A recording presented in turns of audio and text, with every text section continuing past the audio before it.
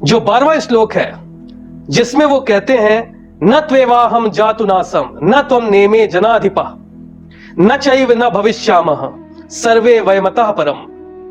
इसमें भगवान कृष्ण ने कहा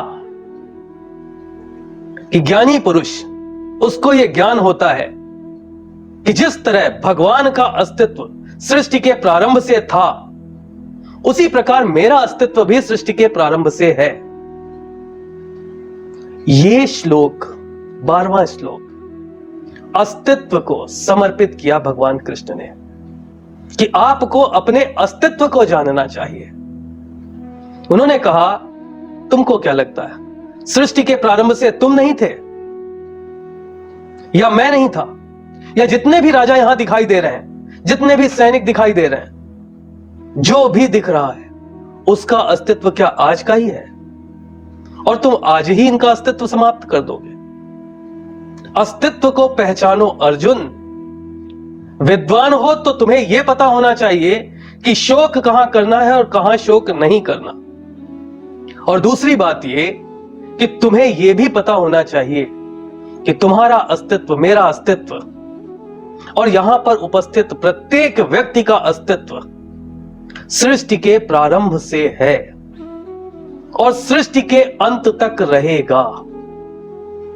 स्वरूप बदलता रहता है, किसी का अस्तित्व समाप्त नहीं होता। जब हम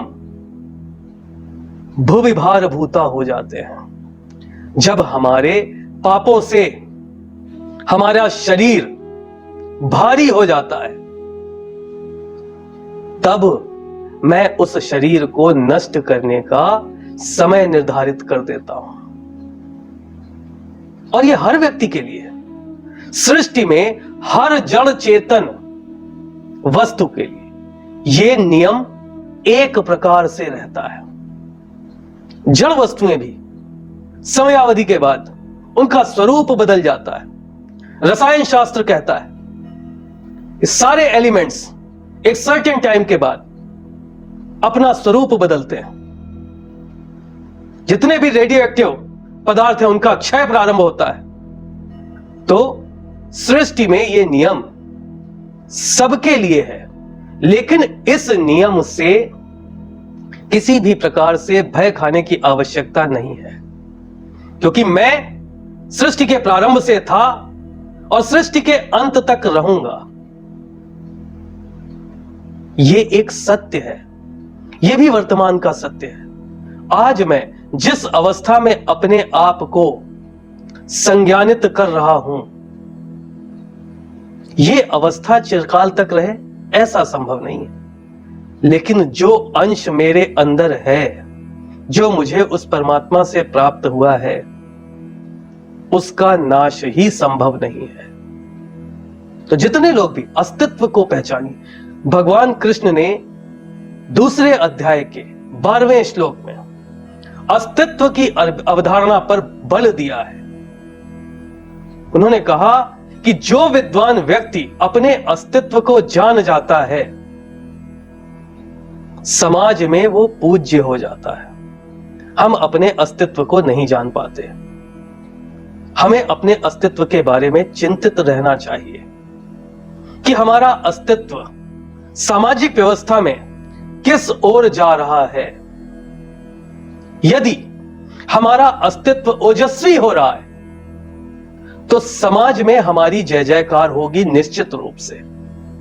और यदि समाज में हमारा अस्तित्व खराब हो रहा है तो हम धीरे धीरे एक दुखद मृत्यु की ओर बढ़ रहे हैं।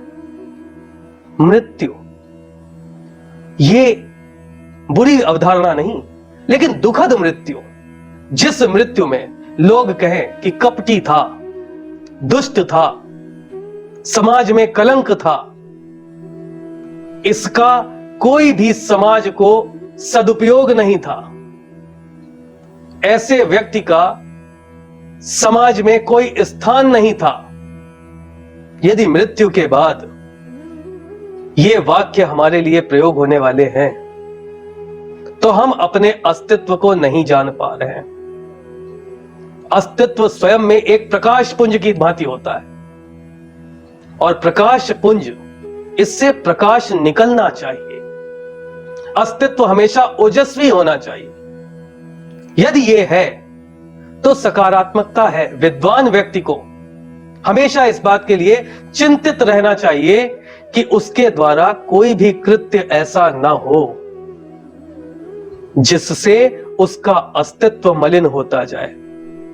समाज में उसका अस्तित्व हमेशा प्रकाशवान होना चाहिए, हमेशा प्रकाशवान होना चाहिए, क्योंकि वो अस्तित्व, देखिए, जो तरंग आप, जो विक्षोभ आप प्रसारित करोगे, शरीर तो समाप्त हो जाएगा। ईश्वर आपको कितना कितना मौका दे रहा है कि आपने एक बार अपने अस्तित्व को खराब कर लिया, और अपने अस्तित्व को खराब करने के बाद आप उसे नहीं सुधार पा रहे हैं, तो ईश्वर ने आपके शरीर का अस्तित्व ही खत्म कर दिया। दोबारा मौका दिया कि आप फिर से एक नया जीवन प्रारंभ करें। तो मृत्यु तो अस्तित्व की नकारात्मकता को खत्म करने वाली एक घटना है। इससे भय कैसा? और व्यक्ति कितना भी विद्वान हो, अपने संपूर्ण अस्तित्व को कभी प्राप्त नहीं कर पाता यदि उसे ब्रह्म का ज्ञान नहीं है तो।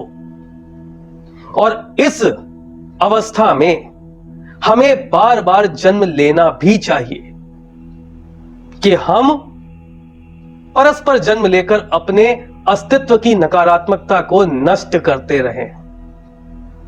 और जिस समय आपका अस्तित्व प्रबल हो जाएगा, उस समय आपको जन्म और मरण से स्वयं ही मुक्ति मिल जाएगी।